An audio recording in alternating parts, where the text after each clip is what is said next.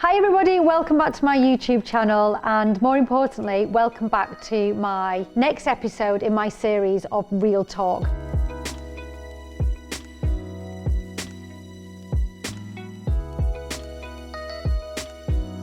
In today's video, we are very lucky to be joined by Alex Georgiou, who is my nutritionist and practitioner helping with my whole recovery of mold illness. He's the expert, he knows what he's talking about. I'm just somebody living with the illness, trying to create more awareness. And I hope that interviewing Alex today will give you some more food for thought and help educate you more on mold illness, really. And yeah, just to note, because of coronavirus, we thought it was better to not meet face to face and do a Zoom, which we're all probably getting really used to now. So let's call in, we'll give Alex a call, and yeah, let's learn some more about mold illness.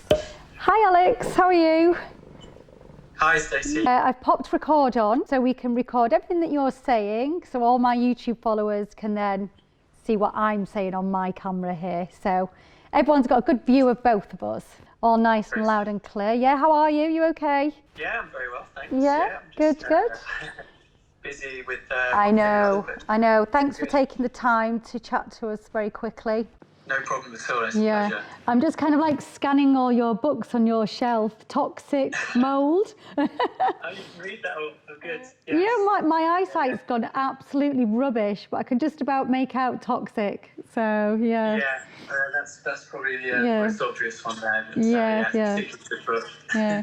So I won't keep you too long. I just thought it was about time on my Real Talk series of my YouTube channel if we got somebody like yourself, and considering you've helped me with all my mold sickness and my candida and my SIBO and all my gut problems and now all my issues in my whole body, I thought it'd be great to have you on so you can help me spread more awareness, really. So do you want to just explain to everybody what you do and your role and your job title and what you do? Yeah, so I'm a nutritional therapist, so I trained in naturopathic nutrition at the College of Naturopathic Medicine.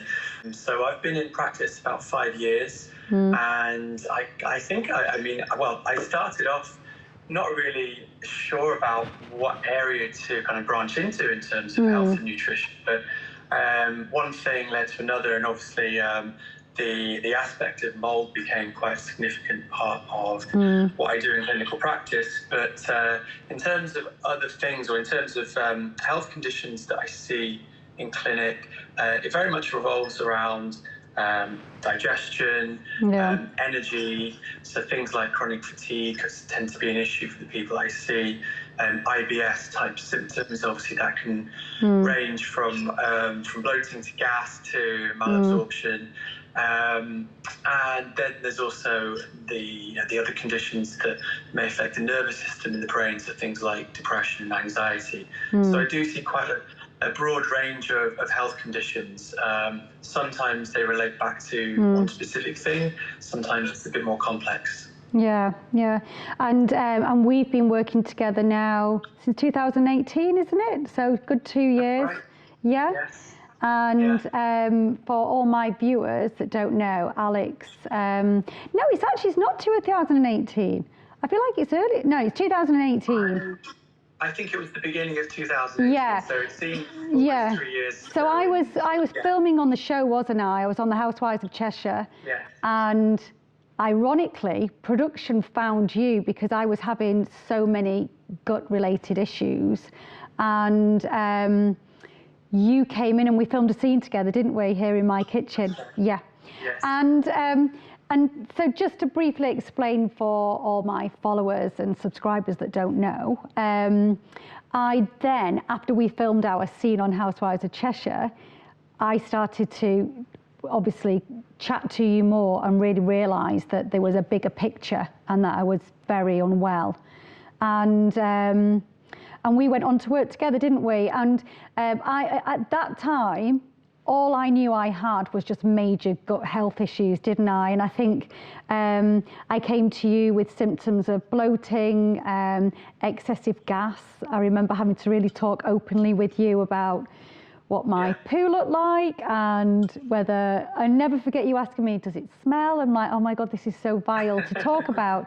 But it's really important. These are all little things that you need to know to help identify what's going on further. And I'd been to my GP before I'd seen Alex, and I'd had various different tests to outrule anything sinister. So I did see my GP first, and I was diagnosed with IBS, but I think when we met, I'd just had enough, hadn't I? And I was kind of like, I can't live with just being told that this is IBS alone. And being the kind of person that I am, I was determined to find out if there was more to it, which we did find, didn't we? And I think back in 2018, we discovered I had SIBO and Candida.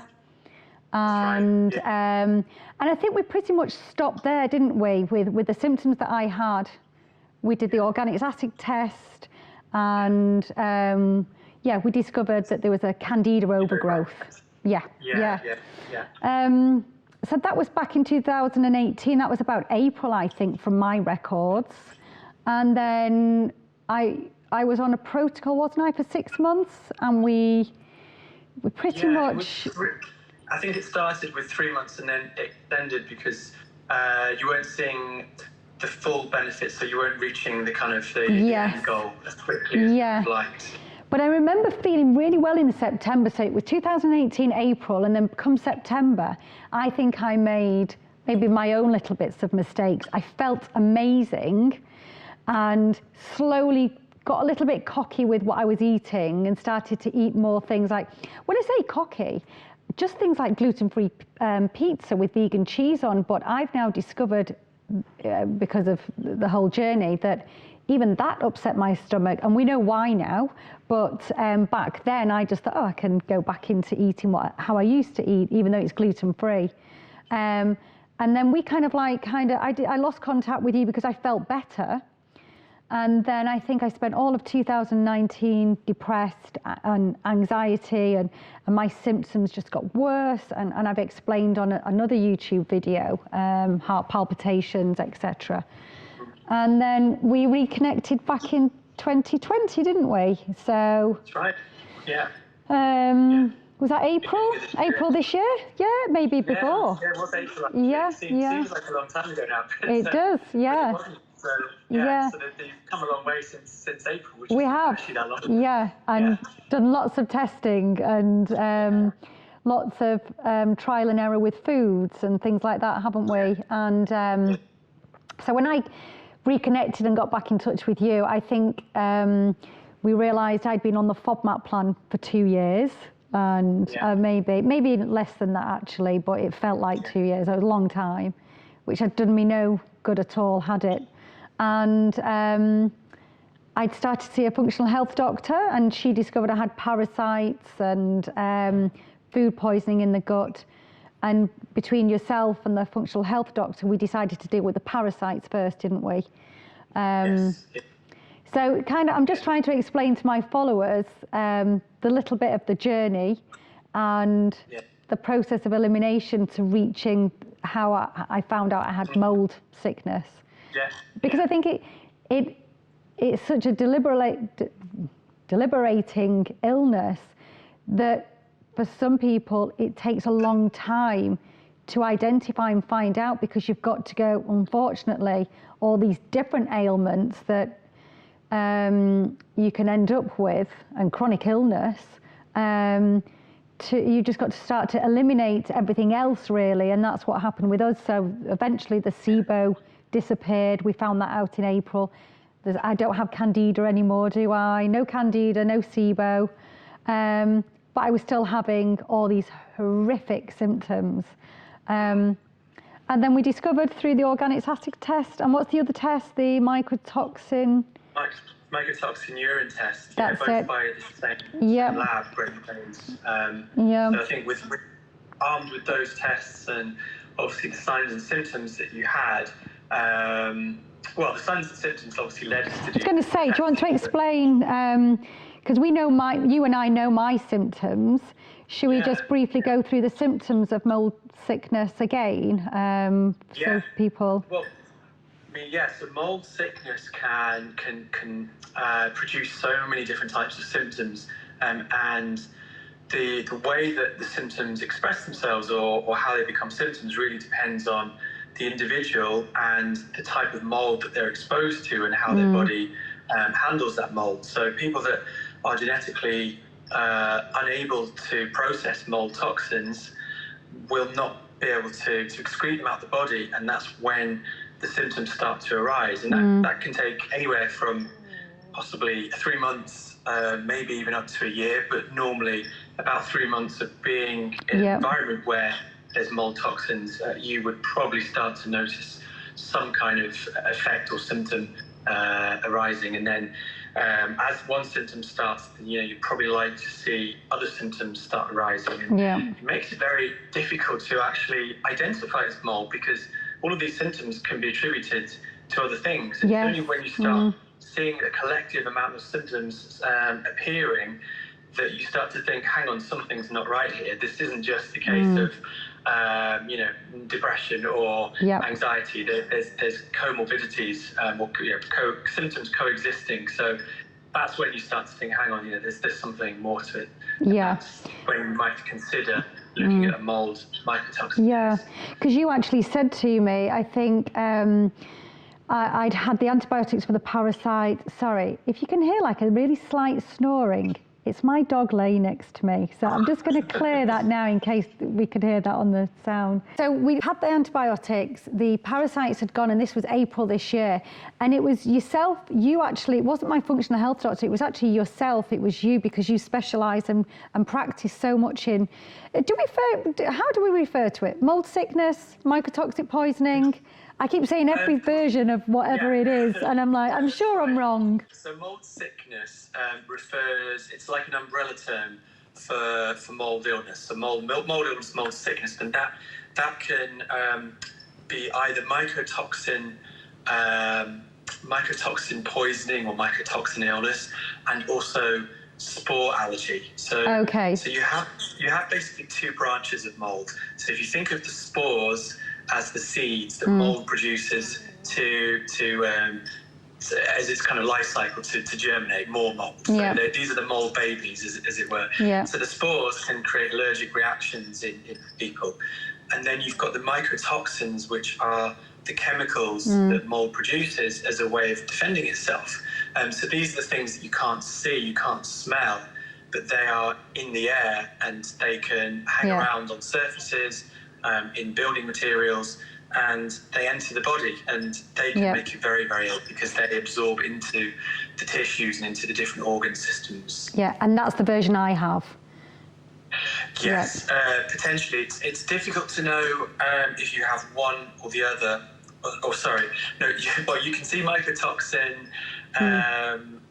metabolites in the urine, so we know that you've got the mycotoxins if they come out on the urine test. What's less apparent is whether somebody is allergic to the mold spores, because there isn't so much of a test to detect allergic reactions to spores, but as you would know if you had an allergic reaction. I was going to say, you would have the kind of typical signs that you'd have when you react to any allergy. So if you walk into an environment where it's more instant, isn't it? So it's just your immune system reacting to that mold. So normally people with mold allergies, they go into a building, they would have an immediate response. So it would be things like a runny nose, itchy eyes, that kind of thing. And I'm somebody that suffers with allergies, so I can totally relate to that. And I could actually say to myself, for me, I don't have an allergy. It's something that crept up very slowly on me and made me seriously ill. And one of my the worst symptom for me, along with the heart palpitations and blacking out, was the depression and the anxiety. So could you briefly explain why mold, the symptom of depression and anxiety, what's the relationship with mold? And I know it hits the central nervous system, but just to be clear to our followers, 2019, I suffered with terrible anxiety and depression. And since I've been on my protocol, and I'm 5 months in now, it's gone completely.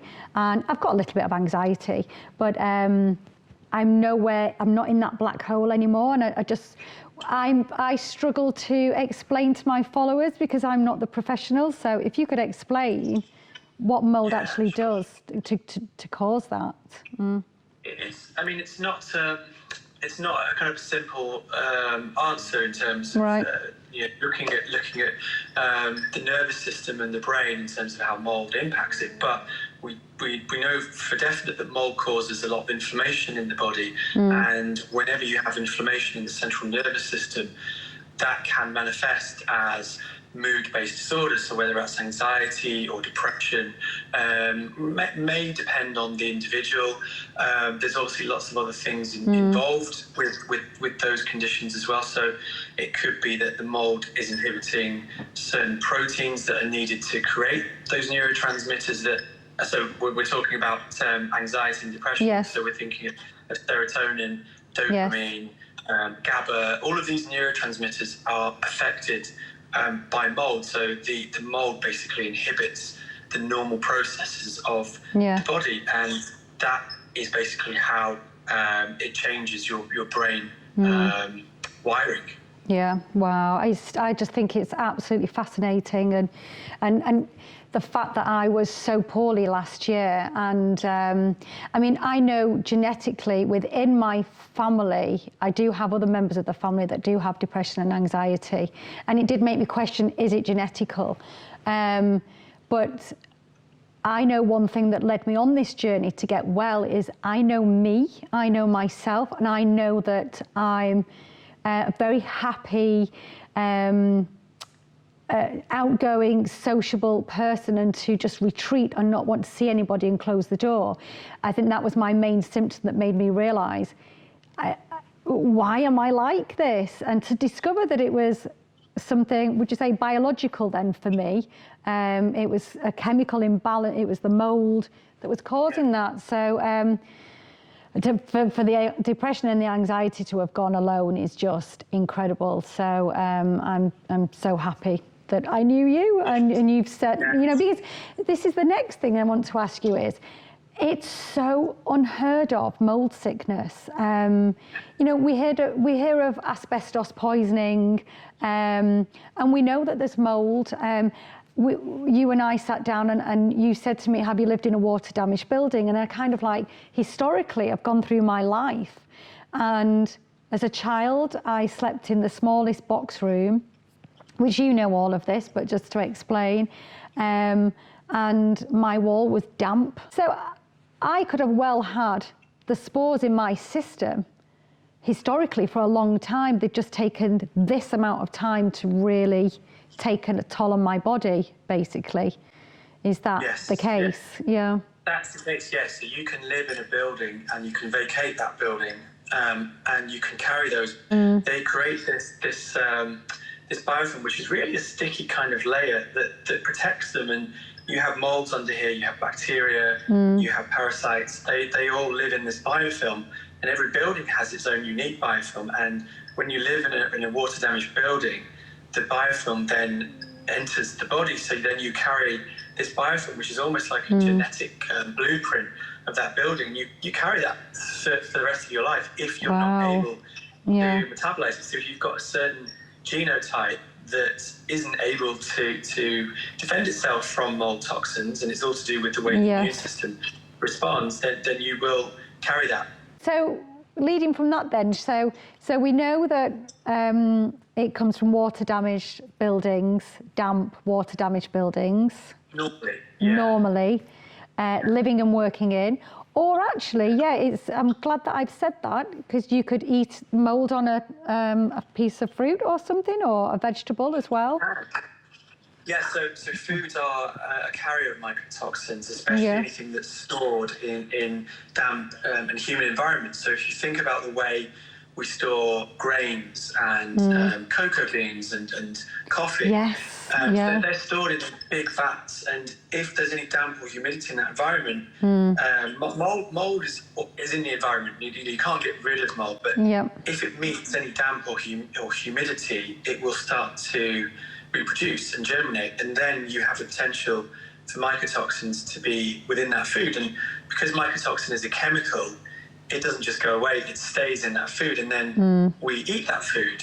So the knowledge of all this actually has come about through farming, because farmers are very aware that if they feed their animals contaminated food with mycotoxins, it can deplete their whole livestock.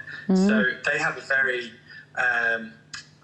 passionate and deep interest to make sure that their livestock is not affected by mycotoxins in the food. So you do know that some foods do contain mycotoxins. So I wouldn't say that is primarily the cause of mold illness. No. But it can definitely make recovering from mold a lot harder if you're exposing yourself to more mold. Yes, yeah. For some people that are very sensitive to mold and very sick with mold, their immune system can't differentiate between one fungus or yeast and another. So even if you're just eating mushrooms, which are not, a toxic fungus, the immune system goes into overdrive and it mistakes it for I remember you saying that. Yes. Fungus. Yeah. So that's the reason. So some people can get away with mushrooms, but is it a risk you want to take while you're recovering? No. I'm not sure. I've avoided them completely. I'm literally the most disciplined person ever. I'm doing everything to a T, except the nasal sprays. I'm a bit rubbish on them, but perfect patient, Stacey. Yeah. Well, I'm hoping to retest soon, and we'll soon find out where I am with everything. So just to be clear then, a really prominent symptom would be bloating and gut health issues. Another one, in my case, was neurological issues, i.e. the depression, the anxiety, and some people, and I also had hair loss and hair thinning, and my heart, the palpitations, and I blacked out. And I think this was because the mold was just taking a grip of my body and depleting any goodness within me. So we found out I had no glutathione in my system. I had no B3 complex. There were certain B vitamins that were below. The minerals tend to deplete. So anything that's involved with antioxidants tends to be depleted. So things like glutathione, selenium, CoQ10, vitamin E, you do see them low on tests. So there's all sorts of imbalances and deficiencies, but those tend to be quite common. Yeah, so in my case, another one of my symptoms was I felt really grey and aged within 12 months. And I have a great skincare regime, and I couldn't understand why all of a sudden I looked really old. And when we did all the extensive tests, and I've also had a genetics test as well, which I think I told you about with somebody else. And so all the antitoxins in my body were very, very low, weren't they? So it was no wonder I looked aged overnight.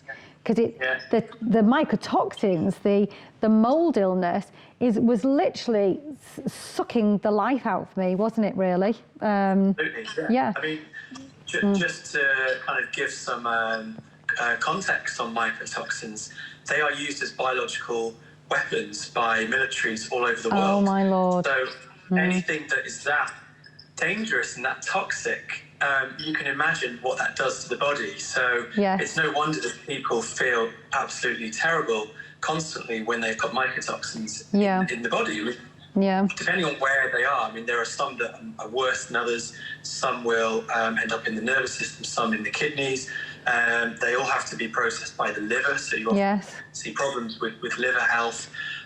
Skin, because it depletes certain antioxidants. And I mean, there's kind of no end to the areas that it can affect. But all of that is gone. It's gone. You know, I feel great. I'm not getting too excited though, because I've been told by yourself, and I've read Dr. Jill Krista's book, and I've listened to lots of her seminars. If I don't make sure it's out of my system completely, and there's just a tiny little bit, like you would see mold on a wall, it's the same in the body. It can just grow back just as quick. Is that the case? Yeah. Absolutely, yeah. I mean, you have to kind of stay one step ahead of mold, because it's tenacious and it will lie dormant if the conditions aren't right. So if you are being good, you're not feeding the mold, and you're kind of slowly trying to eradicate it.